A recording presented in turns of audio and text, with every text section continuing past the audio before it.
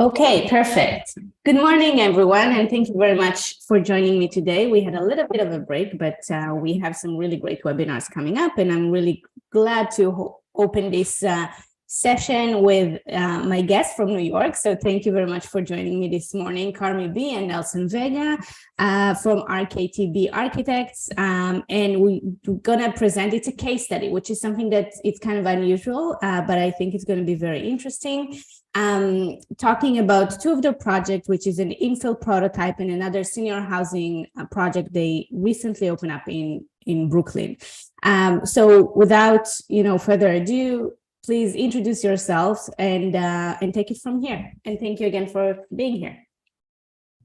Hello, everyone. I'm Carmi B, and I am the president of RKTB Architects.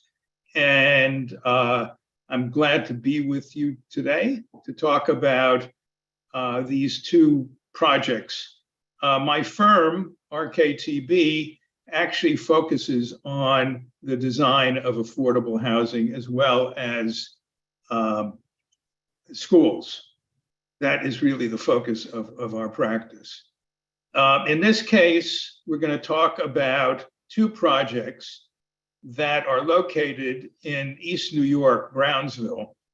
And those of you who are not familiar with these neighborhoods, they are working class, traditionally working class neighborhoods that have, showed the time, their age. And so we were brought in by the Community Preservation Corporation to come up with a strategy for reviving these neighborhoods. Now, the original site also had a church, which was Our Lady of Loretto Church. Should we proceed? Yeah, go right into it, Carmi. So okay, wait, go back. Okay. All right. So these are really two projects. One is the infill prototype, which is cross-generational. And then the other one is Loretto, which is really designed specifically for senior citizens. Okay, next. And here we see this infill prototype. We've built a number of these, all of them in Brooklyn. They share a certain characteristics. They're all 4 stories plus a mezzanine in some cases. They vary in width from about 32 feet to 35 feet. And they're designed to slip in to vacant lots. And in so doing, revive neighborhoods. It's the counter to the attitude about slum clearance. We are reviving neighborhoods in an incremental manner. Okay, and what you see here, well, in this slide as well, is an example of one of these projects. These were in the photograph. There are 2 of these units. They're all about 35 feet wide, which allows you to get, 2 apartments per floor, and you can get apartments with either 2 bedrooms or 3 bedrooms or 1. So these are the characteristics. It's affordable, it's adaptable and flexible depending on the characteristics of the site. It's sustainable in terms of the use of materials, the kind of energy systems used. It's secure because, first of all, generally there are 8 apartments per building. And so the tenants know who's coming and going. And also the stair has a unique characteristic in that it's glazed in. So it's eyes on the street from the occupants walking up, and from the street, you can see into the stairwell. And I think we're going to show you a photograph of, well, probably later on, we'll show you a photograph of how it looks lit up. Anyway, so this is two of these, what we call modules, and it's ground floor. In this case, you can see where the entrance is, and if you come in straight, or you can go up a stair. And if you go in straight, you go one way and you get to a 1-bedroom apartment. You go the other way and you get into a 2-bedroom apartment. And they're very, very gracious. And as you can see, it's through ventilation, which of course cuts down on energy costs. Okay, next. So here we are, and we show, this is one of the projects that we built. This is showing a corner unit. And as you can see, the glazed in stairwell, and at night it's all lit up, and it lights the street. And you can see in, and the inverse is occupants on the stair can look out. So there it's medium density, meaning it's about 100 dwelling units per acre. Some of these models have traditional stoops, and there's modifications to create row and corner buildings, as you can see here. So the technology is very basic. It's bearing wall with stick joists between the bearing walls. Can you go back? Sure.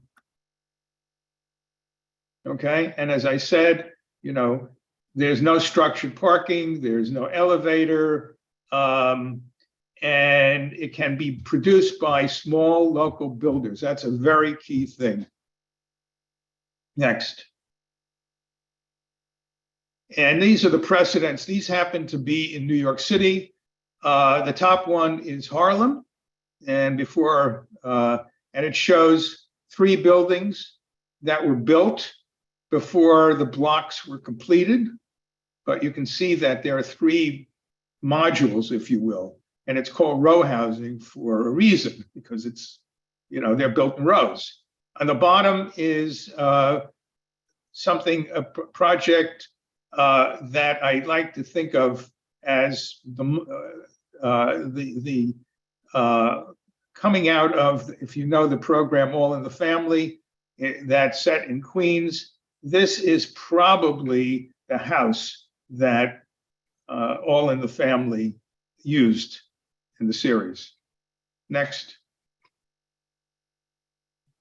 And this is the existing condition.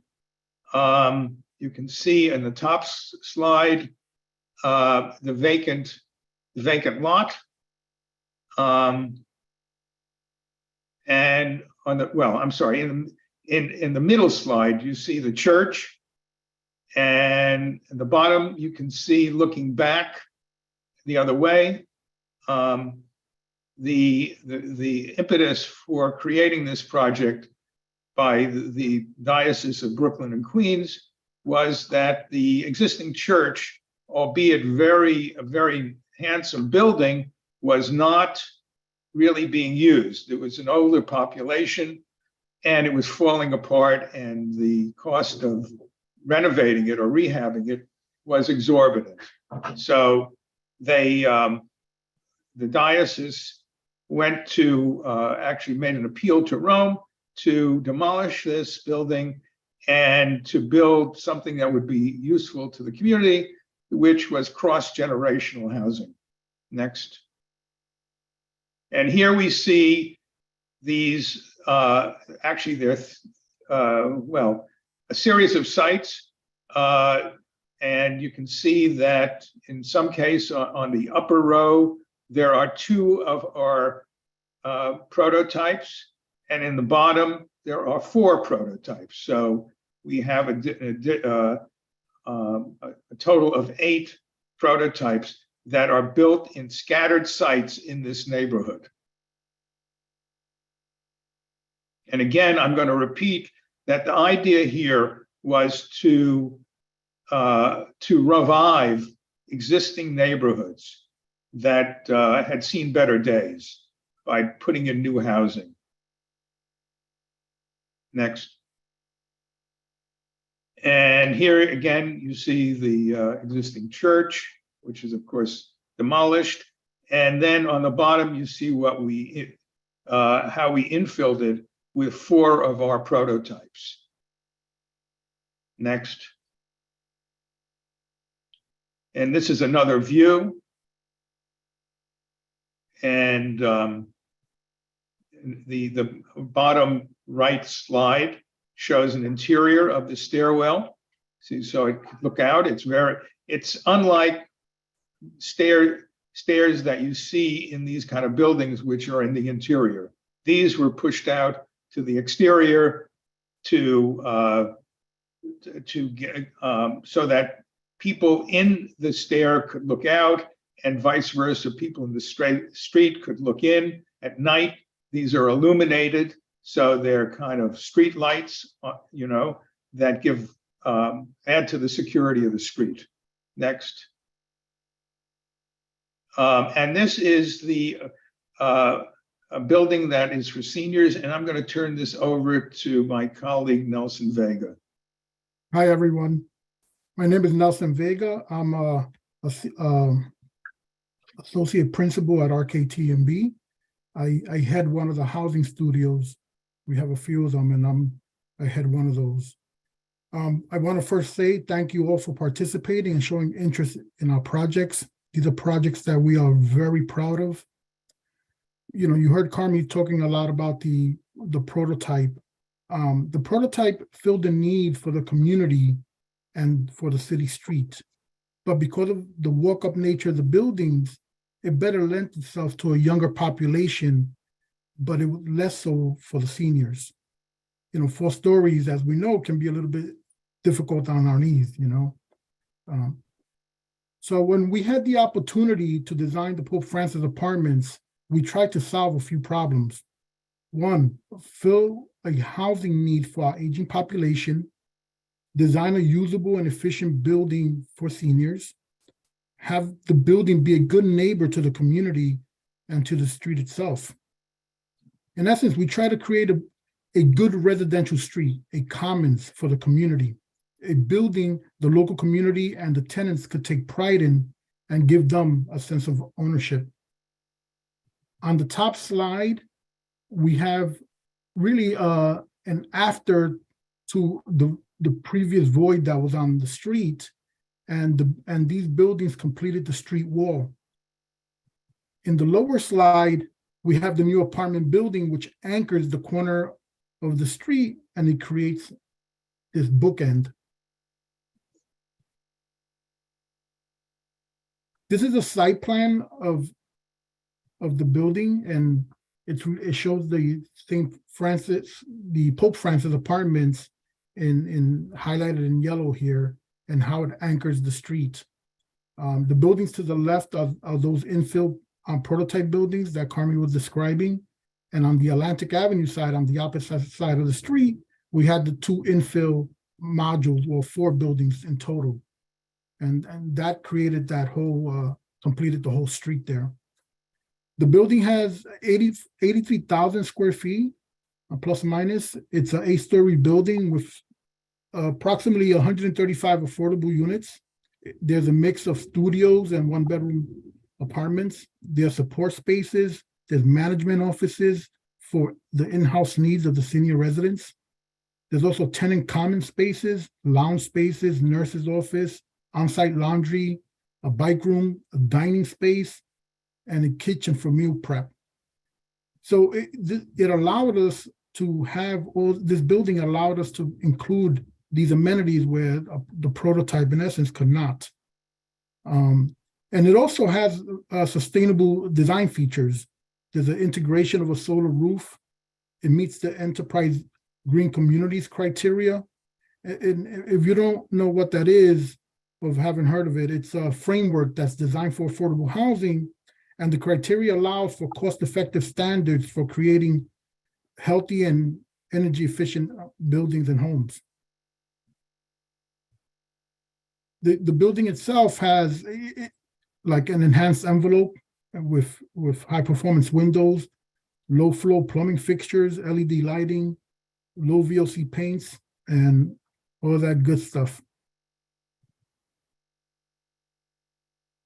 The building was designed in close collaboration with Catholic Charities of Brooklyn and Queens. The site was a sacred one to the community because of the former Loretto Church. It was dilapidated, as Carmi was mentioning, and it needed approval from the Vatican to be able to demolish it. The residents took an interest in its design while it was in development. Now, one of the things that you're able to see from the slide and some from the previous ones is the slightly scale difference between the prototype and this senior housing building. And that was because back in a few years ago, back in like 2016, New York City modified its zoning rules, and they created a program that we refer to as AIRS, or Affordable Independent Residencies for Seniors. What this program allowed was for greater increase in bulk and in buildable height and floor area in exchange for providing what was much needed senior housing in the city. Combining these extra allowances with the knowledge of the site allowed us to increase our design from approximately 25,000 square feet to what the building is now, which is 83,000 square feet. And we did this by a transfer of development rights from the phase one zoning lots and to the benefit of the Pope Francis site at the corner. This directly made the project more feasible and allowed for the inclusion of the additional common and community spaces on the site and an increase in units. And this is a floor plan. It's pretty straightforward. Like, you enter at the center of the building, and to the right there's a common space for the tenants. There's a few offices, but then you work your way through the lobby to a center spine, which separates. It's a double loaded corridor which services units on either side of it. This on this slide, I like this image a lot. It really speaks to the design intent here. And what we try to do is pick up on the articulation of the street, make reference to the adjacent Beretta apartments, which was the phase one units, and you see a glimpse of the stairs there of glass. And then we also carried over like a consistency of materials and a color palette.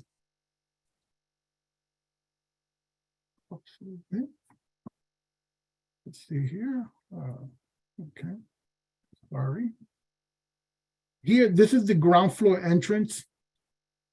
And it allows us access to a community room and also a tenant lounge. The building also has 24-hour security, and there's case management and the shared amenities. Let me just add that there are images on the wall which are depict existing aspects of the original Loretto Church, and we wanted that to display that so that it could recall the history of this site. Right. So what the other thing, we have some goals for the building generally. So this shows the lobby at the upper image, and below is an apartment, one of the units. They're fairly spacious. Even though the budget was for an affordable senior housing building, we did not want it to look low cost. We tried to design spacious layouts, and with the use of material and color selection, we tried to give the seniors a more market rate feel. The building so far has been very well received by the community, and to quote one of our clients, well, this client specifically, they said it's one of their most beautiful buildings, and we think we've delivered. Thank you, guys. Thank you very much, and right on time, 20 minutes. That's great. Thank you so much. Okay, we have some really great questions, and I think it's people are very interested because of the comparison to Toronto and the way we have things here. So first of all, I will answer because we had some questions about the church. The church was demolished, and I think people are surprised by it because in Toronto it will be like heritage, and then all the cost of the cost of rebuilding or having the church as part of the project will be on the developer, and there will be no affordable housing. So this is like how it works in Toronto. A few questions. Okay, I'll start with the audience questions. Can you describe affordable in this project in comparison to the market? Yeah, you want to do this? Yeah, I'll just briefly say it has to do with an affordable criteria on an index of the neighborhood, right? So yeah, in this case, it's the average medium index, and I believe these were extreme low income, so it was 80% or below of the affordable medium index of the community. Okay. So versus a market rate, which, as we know, the prices to rent is just controlled by the market. Mm-hmm. And the other thing, to qualify for a senior building, the other criteria, you need to have an age group, right? Limit. So in this case, it starts at like 62. It's 62 or older. Okay. Can you describe, and this is just, I think, a sub question to the first one, who would be the typical client? You just mentioned the age range, but also for the infill prototype and the senior low-income seniors project. All right, so for the infill prototype, these are family units. The largest unit has, what is it, Nelson? Three bedrooms? For the prototype? Yeah. Yeah, it's 2 and 3 bedrooms. 2 and 3. So, these aren't huge apartments, but they're really for families. And that's because, and also because there's no elevator, it's walk up. So you need younger people to live in these because the stairs can be an impediment for older people. Okay. Sorry, the person who asked that question corrected me that they meant who is the typical client of the firm, who is the developer? I'm sorry. Oh, the developer? Yeah, developer, it was my mistake. Yeah. Okay. Developer called Community Preservation Corporation, Inc. And it is known to be, it's probably the largest, the major group to finance affordable housing in New York State. Mm-hmm. It's made up of a consortium of banks. It's been around for a long time. Mm-hmm. Sorry, I'm reading the questions as we go. Any grade-related accessible units? That doesn't seem like it, but any? Yes, actually, I believe the question is related to the prototype, and we have 2 modules, two types, one that has a stoop and one that you just come in at grade. But I'm gonna just make a technical kind of clarification. Mm-hmm. Even the one that has a stoop, what we did the second floor and above. Even in that scenario, in between the stoop and the building wall, there's access to a ground floor unit, which makes those ground floor units accessible. And it's a requirement that 25%, at least in New York City, meet that, that accessibility requirement. So that's how we solve it. So 1 out of the 4 floors is automatically accessible with or without a stoop. And then this example that we have on the screen, what we did here, we just took out the stoop and we have a straight run to the second floor from the ground floor. So you come in at grade to the ground floor units, and then you have one stair run directly to the second floor. Versus in the other types that have the stoop, you kind of circle your way up the building. Yeah. Okay. Thank you for that clarification. Okay. Actually, that's a very interesting question. The city of New York, do they have any tools to assist affordable development, to happen? Like the city of Toronto, they have some. What tools in the toolbox does the city of New York have, if at all? Well, do you mean in terms of you mean so here, for side? example, it would be property tax, development charges, other municipal fees or the approval fees, any forgivable loans, any reduced cost on land, anything at all, anything in that mechanism. Yeah, so there's a couple of things just from the architectural side of what tends to happen is that they can get tax credits from the city. The city tends to waive like the filing fees. They also give them, like in this case, take the senior housing building. They give them additional area, right, to allow them to build a bigger building.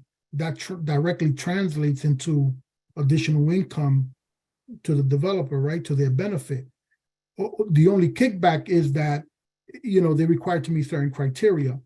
And then also there are certain programs just at a state level that if you meet certain energy kind of criteria, you get certain bonuses back, monetary bonuses.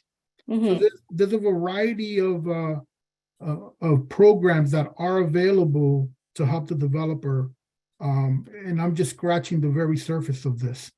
So there are programs available for the developer. You mentioned also in your part of your presentation about shifting the density, and this is something that in Toronto does not exist. There's no such thing as shifting the density, because here you could have built 8 stories, but you only built 4, so you can shift the density. Can you speak to that? Maybe do a little bit of a one-on-one. What does it mean in New York that you can shift it? Because I think that's a very interesting concept, that you have predetermined density and you can work with the density that you have. It doesn't exist here. Yeah. So let's say you had, I'm going to try to make a simple example. So let's say you had 3 sites, zoning lots, where we refer to them as zoning lots. Say each of them had, say, 10,000 square feet available buildable area. So between the 3, you have 30,000 square feet. So let's say in 2 of the lots, you only use half, like 5,000 square feet. That's either existing or that's what was developed. So now that additional floor area, if you manage to merge in the 3 lots into one larger lot, they look at it like one big zoning lot, which you have the balance of that square footage that you can develop on one portion of the lot. And that's how we're able to do it. Now, it tends to be a very complex way to do it. I'm simplifying it as best I can, but that's kind of at the most simplistic level how it's done. Thank you. Okay, so I'm interested to hear about the community side of things, where the community, welcoming you in open arms and love this project, because here in Toronto it's not easy to get affordable housing approved or built. There's a lot of community objections. People would be selling their houses across the street from you, not to mention the fight that you would have to go through. Can you share how the either the community engagement was, or any lessons learned from that process? Was it fun? Was it good? What can you share? Let me just say that this is a low income neighborhood, and it's not NIMBY, not in my backyard situation, because this is strictly low income. So we avoided that. thank goodness, because that actually can, really kill a project if surrounding tenants don't want it. So that's the situation, the people in East New York, Brownsville neighborhood love it. They love this. I mean, Nelson, do you remember what the figures were on the waiting list? It was an enormous number of. Yeah, I don't remember the detail, but I can say that all of these units have always rented out very quickly, and even before typically the construction has even been completed, because they begin marketing them in advance, which really speaks to the need and how they receive these buildings. By the time these buildings are built and completed, and you see this beacon of light as an example, it's kind of already too late to apply for them, right? Because they've already been filled.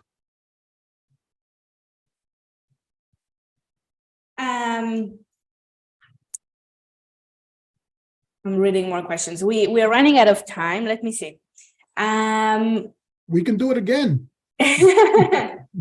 Yeah, Mark, I see your comment. I agree with you. Okay. Last question. What was the greatest challenge building these two projects? And we will wrap up with that question.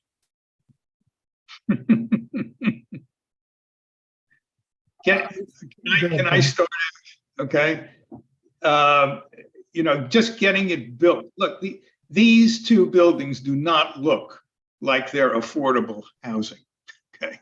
There's a stigma to the image of what affordable housing should look like. I mean, and actually we've done some other projects that look like this, which are ownership project. There's no difference. In other words, co-ops. Because we believe that no matter what the income group, you build to a certain design standard. Okay, and you shouldn't differentiate between income groups. We want people who live in these projects to feel proud, and we hope that it will help their self-esteem. Okay. Yeah, I just want to add, if I may, if you look at the buildings, obviously they're very striking, especially when they're lit at night. And I have to say that it's also a credit to, in this case, Catholic Charities, and they being committed to building, making an investment, I should say, in the design, right? I think, there's an easy way when you're doing affordable housing to just do the most simplistic building and just provide an apartment. But that's not what they wanted to do. They wanted to have an impact in the neighborhood, and they were committed to doing that. Now, a challenge for us is making that happen, right? Because it's, obviously with the escalating cost of materials, you typically get a contract on board and they're just looking to value engineer, the best features, out of the project. But it also takes a team, right? You need the commitment by the client, obviously the architects, which we spearhead this, and the contractors as well. It's really a team effort. And unless you have everybody in sync, it's very difficult to, to produce this quality of a building. I think we've achieved it here. Let me just add that we were very, very fortunate in having a very proactive client in Catholic Charities. And we worked hand in hand with them to achieve this, to develop a financial program, to get the financing. It was really a partnership, and that is essential. You can't do this without that partnership. Yes, thank you for that. Carmi and Nelson, thank you very much. We try to keep our webinars for about 30 minutes to make it pretty easy for everyone to join in their busy day. So thank you very much for your time. Thank you. Nama, I just want to say thank you for inviting us to do this. It's an honor. Thank you for saying yes.